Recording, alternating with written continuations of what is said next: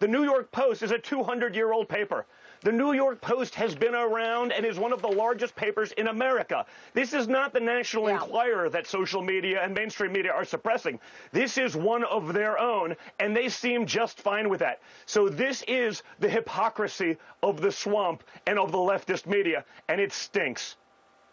But this is astonishing corruption, astonishing. And I want to know what you're going to do about it. I mean, this morning I spoke with Tom Fitton from Judicial Watch, and he told me that the DOJ and the FBI, deep state actors, right now are leaking classified information to protect Joe Biden and damage President Trump.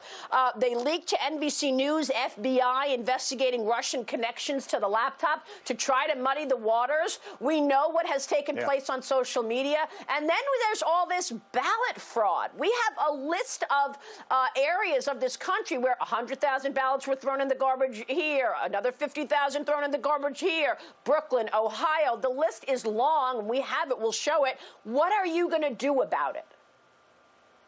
Listen, we have to keep fighting. We got to just understand that we're fighting, with one leg and two arms tied behind our back. We don't have the mainstream media that's willing to, at this point, not even just boost the other side, but literally run cover for what would arguably be the greatest corruption scheme in American political history. This is the stuff that makes Watergate look like kindergarten.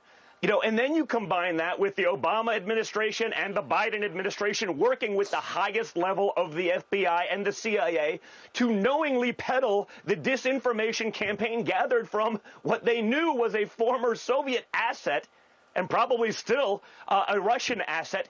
I mean, this is disgusting. If this was going on in a third world country, we'd be outraged. It's happening here, and everyone pretending as though it's not. So when I see the FBI doing their usual, we got to help the Bidens, it's Russian disinformation. This is the ploy who cried wolf 60 times over.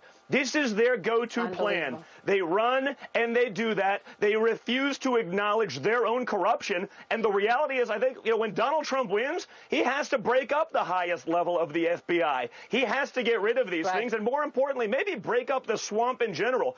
Why is the Department of the Interior headed out of Washington? Why don't we spread all of those things up throughout America?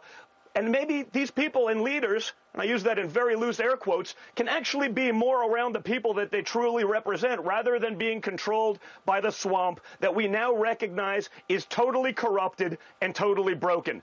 That's Donald Trump's next move if I'm him and if he wins, which I think he will, because what's going on is disgusting. This is the stuff of communist China.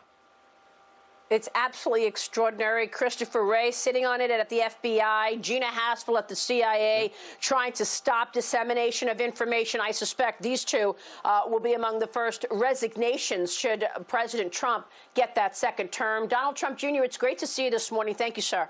We'll be right back. Stay with us. Thank you, Maria.